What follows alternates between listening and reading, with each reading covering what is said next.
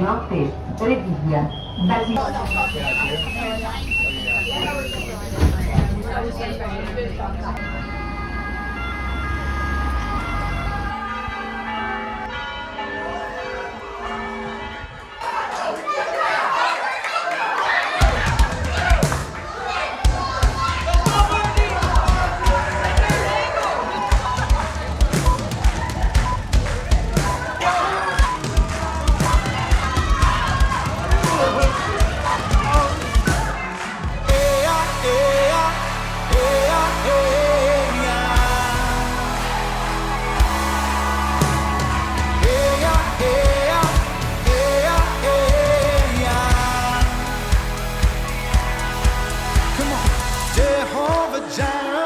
Won't you come and give us life?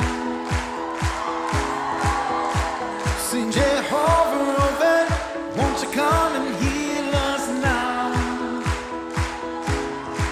Oh, he will breathe and restore the weary heart. Come on, sing, he will restore.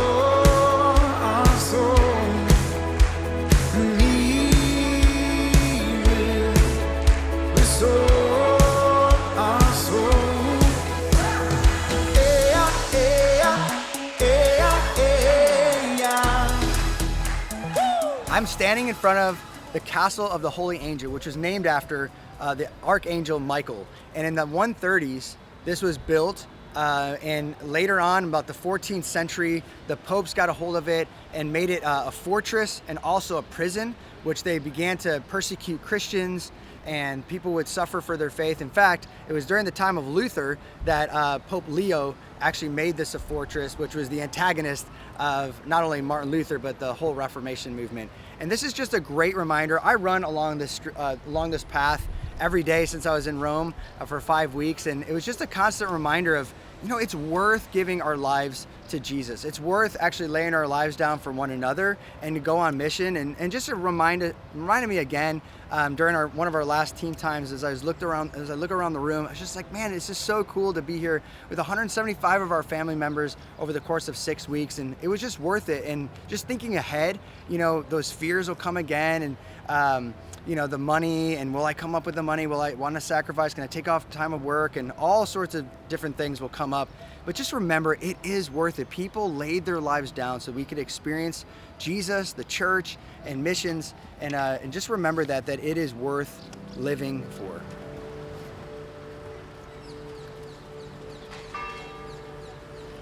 Vision is a spirit-led picture of the future that produces and stirs your heart to action.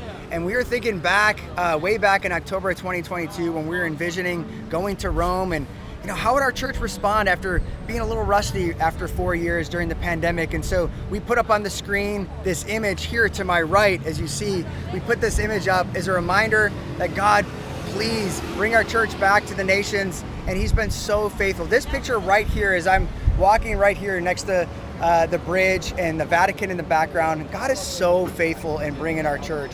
Not only faithful at bringing our church here, but what he's done here. It's been incredible. Of course, back at home, you guys are going through a godliness series.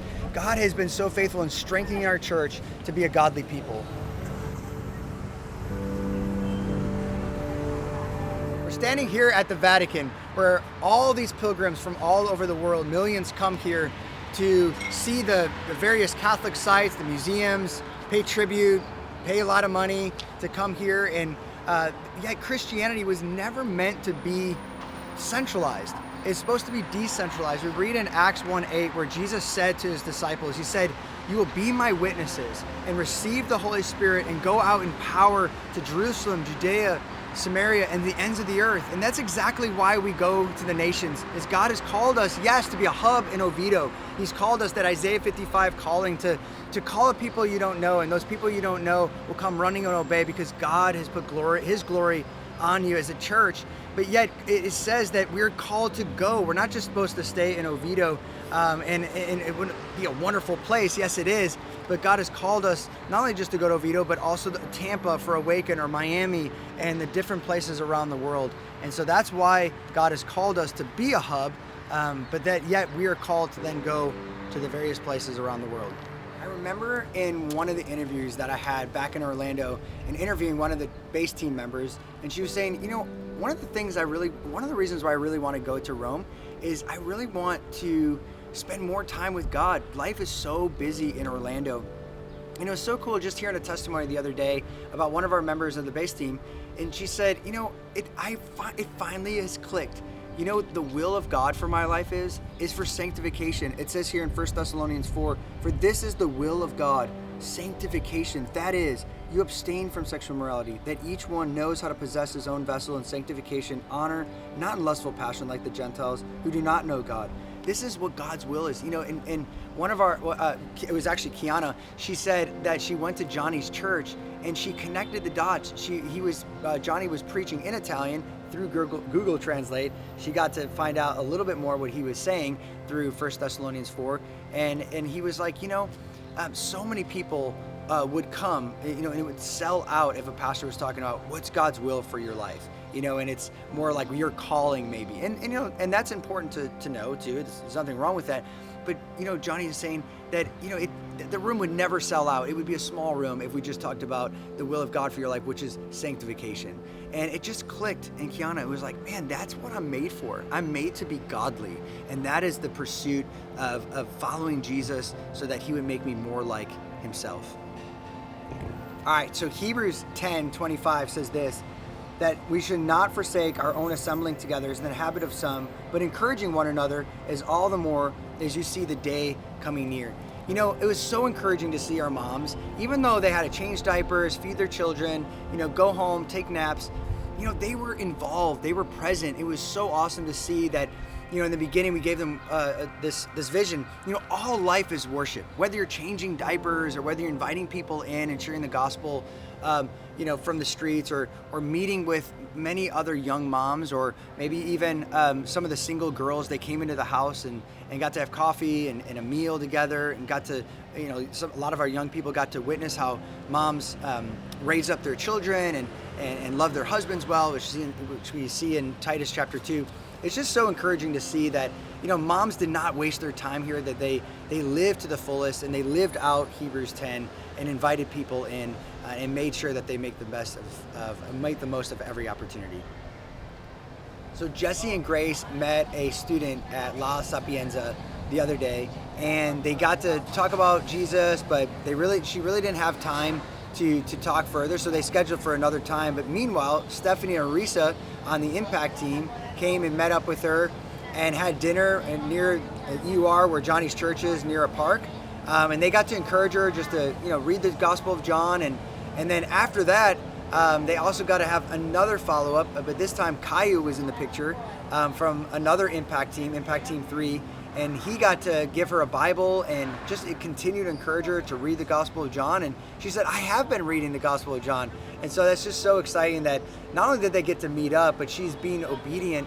And just be praying that this disciple would be made, that she would come to Christ, and that she would be a part of Johnny's church, and that she too would be able to make disciples. All right, we are getting ready to send our base team back, and it really has been bittersweet.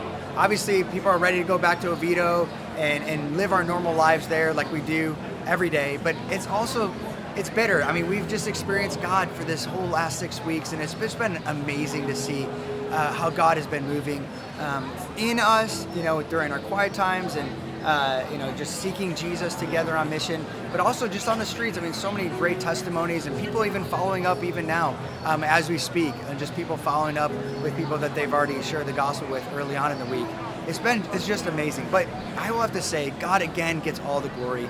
The prayer room has been such a success. It says here in Isaiah 56 verse 7 that God will make us joyful in the house of prayer, in the prayer room. There's been so much joy coming out of that place. It says their burnt offerings and their sacrifices will be acceptable on my altar. But listen to this. It says, for my house will be called a house of prayer for all the peoples. That is what God has called us to.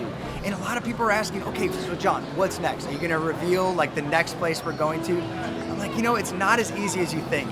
We really want God to lead us. I mean, we can feel God's tangible presence here. We know it's been affirmed so many different times that this is exactly where he wanted us. And you know, when I think about 2024, I want that exact same thing. I want him to do above and beyond we could ever ask or dream. And so I'm believing that God will show us again and be faithful as he has for the last 11 years. And so please be praying for us. I mean, that's one thing that you guys can be doing starting now, is be praying, God, where are you leading us next? Who are we called to be in this next season?